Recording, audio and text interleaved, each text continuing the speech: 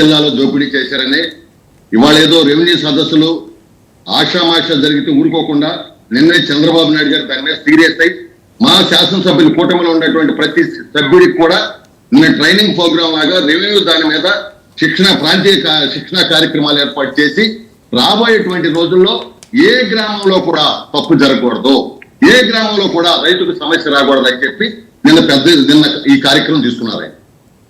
ఇలాంటివి రామకృష్ణారెడ్డి గారు లాంటి వాళ్ళు చాలా మంది ఉంటారు, కూడా అందరూ బయటకు వస్తారు రేపు. అంతేకాదు నిన్న చాలా క్షుణ్ణంగా ఎక్కడ ఏం తప్పు జరిగింది, ఎన్ని ఎకరాల్లో జరిగింది అనేది మా మర్రెడ్డి శ్రీనివాసరెడ్డి గారు వ్యవసాయ మిషన్ చైర్మన్ బయట పెట్టారు.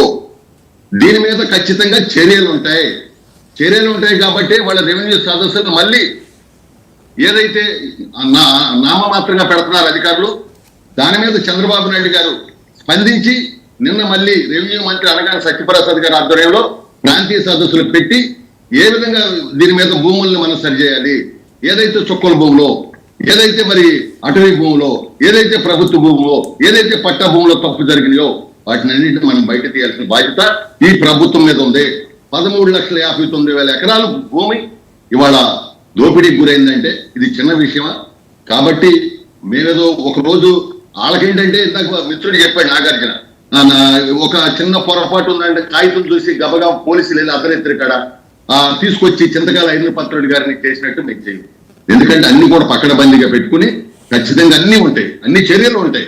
మీరే చూస్తారు, చిన్న పెద్ద అని తేడా లేదు.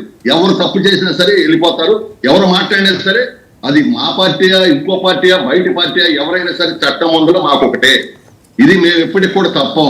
ఇవాళ ఎవరైతే మాట్లాడారో అన్ని ఏ విధంగా ఉంటుందో రేపు నుంచి మనం చూస్తాం.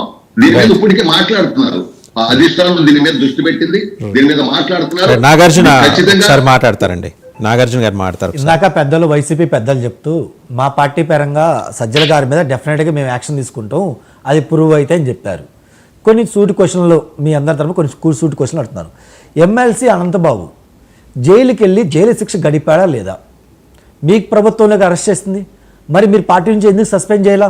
అది ప్రూవ్ అయినట్టే కదా, జైలు శిక్ష అనిపించాలంటే ఆల్మోస్ట్ అయినట్టే కదా, మీరే అరెస్ట్ చేసి జైల్లో పెట్టింది. నెక్స్ట్ కొడాలి నాని వల్లభనేని వంశీ రికార్డింగ్ డ్యాన్సులు వేస్తా రెడ్ హ్యాండెడ్గా దొరికితే మళ్ళీ మీరు వాళ్ళకి మినిస్టర్లు ఇచ్చారు, మళ్ళీ ఎమ్మెల్యే టికెట్లు ఇస్తే ప్రజలు వాళ్ళని ఇంటికి పంపించారు. సార్ అబద్ధాలకి కేర్ ఆఫ్ అడ్రస్ వైసీపీ అన్నారు. సార్ అబద్ధాలకి కేర్ ఆఫ్ అడ్రస్ వైసీపీ అంటున్నారు. నిజంగా మీ పార్టీలో తప్పు చేస్తే సస్పెండ్ చేసుకుంటా పోతే జగన్మోహన్ రెడ్డి గారు కూడా మిగలరు సార్ ఆఖరికి. ఇక జగన్మోహన్ రెడ్డి గారు కూడా మిగలరు ఆఖరికి. అది మన పార్టీ భవిష్యత్తు. ఇంకా చెప్పుకోమని చెప్పొచ్చు సార్, ఇంకా చెప్పొచ్చు, బాబాయ్ కేసు చెప్పొచ్చు.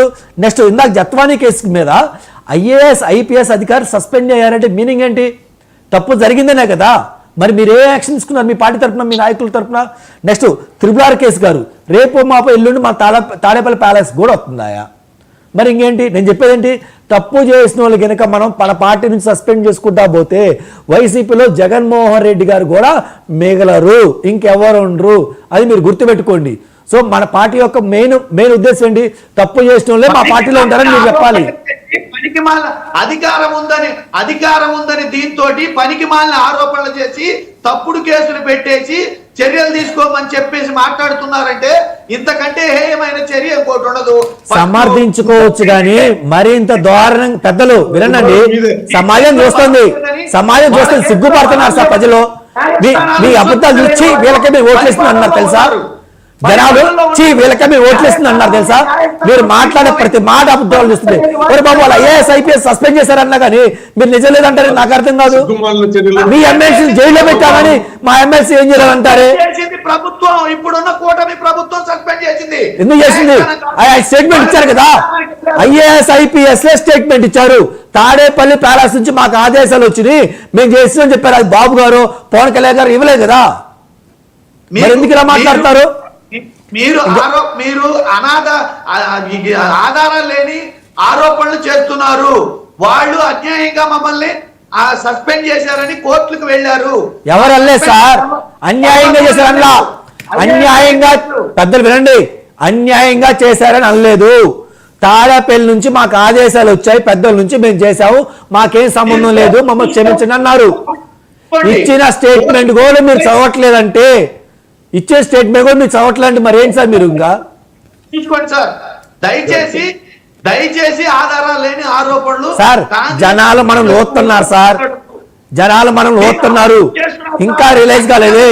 మనకి 11 సీట్లు వచ్చినాయి, 11 సీట్లు వచ్చా కానీ మన అబద్ధాలు ఆడటం ఆపట్లేదే, ప్రజలను మోసం చేయడం ఆపట్లేదే, ప్రజలను మభ్యపెట్టడం ఆపట్లేదే.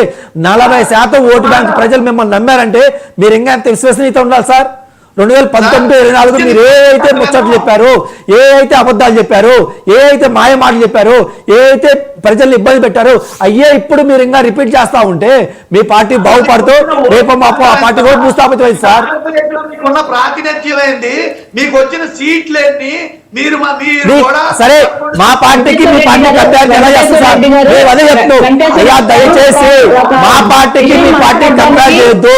మా పార్టీ రాజశేఖర రెడ్డి గారు మహానుభావుడు ముఖ్యమంత్రి వచ్చింది, మీ పార్టీ ఏం చేస్తున్నారు?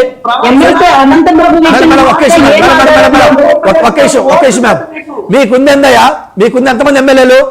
11 మంది ఎమ్మెల్యేలు. మాకు ఇండియా మొత్తం ఎంతమంది ఎమ్మెల్యేలు ఉన్నారు, ఎంతమంది ఎంపీలు ఉన్నారు? మీరు మాతో కంపేర్ చేస్తారా? మీరు స్వతంత్రం తీసుకొచ్చిన పార్టీ, మీరు ఆంధ్రప్రదేశ్ స్వతంత్రం పోగొట్టిన పార్టీ, మీకు మా కంపారిజన్ స్వామి.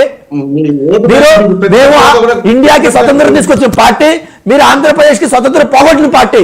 ఇండియా మొత్తం మాకు ఎంతమంది ఎమ్మెల్యేలు ఉన్నారు, ఎంతమంది ఎంపీ ఉన్నారు, మీకు మాకు కంపారిజన్ ఏంటి? మేము కూడా చెప్తున్నాం, మీకు మాకు కంపారిజన్ చేయొద్దు స్వామి అని మేము చెప్తున్నాం. మీకు మాకు 2% ఓటు బ్యాంక్ ఉన్నా కానీ మేము నిజాయితీగా పోరాడుతూ తప్పు అని చెప్తున్నాం. మీరు ఎందుకు చెప్పుకోలేకపోతున్నారు? అవును విభజన చేస్తున్నాం, దానివల్ల రాష్ట్రం ఇబ్బంది పడింది, మేము ఒప్పుకున్నాం, మరి మీరు ఎందుకు ఒప్పుకోలేకపోతున్నారు? తప్పు జరిగితే మీరు ఎందుకు ఒప్పుకోలేకపోతున్నారు? మళ్ళీ పెద్ద మాటలు, విశ్వసనీయత, గొంగూర కట్టంట, ఎందుకు ఆ మాత్రం ఒప్పుకోలేకపోతున్నారు? 40% ఓటు బ్యాంక్ వస్తే మీరు ఎంత గ్రేట్గా ఉండాలి సార్.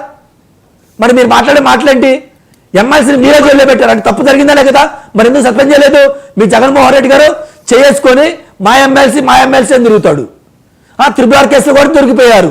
ప్రతి case Jethwani case, IAS IPS కూడా ఇదే చెప్తున్నారు, మాకేం సంబంధం లేదు, తాడేపల్లి ప్యాలెస్ పెద్దలు ఏం చెప్తే మేము చేసాం, దయచేసి మమ్మల్ని వదిలేయండి అని చెప్పి మళ్ళీ ఇంకా మీరు తప్పు జరగట్లేదని చెప్తున్నారు. రైట్. ఇంకొక అంశం ఏంటంటే అండి, ఈ అనంత అవంతి గారి నుంచి మాట్లాడుతున్నారు. అసలు అవంతి గారు ఆల్రెడీ వైసీపీకి రాజీనామా చేశారు. రేపో మాపో ఆ టీడీపీలోనో జనసేనలోనో ఇంకో దాంట్లో జాయిన్ అవుతారు. అప్రోచ్ కాలేదా? మమ్మల్ని కాలేదన్న, ఎందుకంటే మాకు ఇంకా అధికారం లేదు కదా, మమ్మల్ని కారు. ఎందుకని? మళ్ళీ వీళ్ళు కేసులు పెట్టి ఇబ్బంది పెడతారు కదా.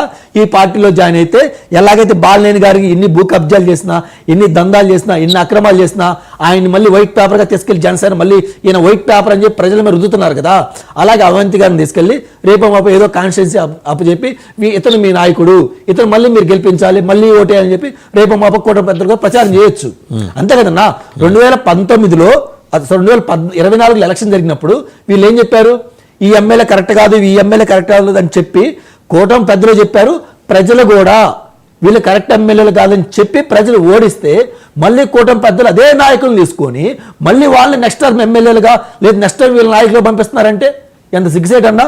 ఇంకా బాలినేని గారి కేసు అయితే ఇంకా సామినేని ఉదయ్ భాను గారు ఒక పెద్ద మనిషి ఉన్నాడు అన్న.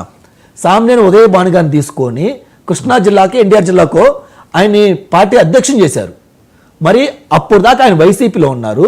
వైసీపీలో ఉన్నప్పుడు జనసేన వాళ్ళు కానీ టీడీపీ వాళ్ళు కానీ సామినేని ఉదయ్ భాను మీద పోరాడారు, కష్టపడ్డారు, కేసులు పెట్టించుకున్నారు. మళ్ళీ ఇతను తీసుకొచ్చి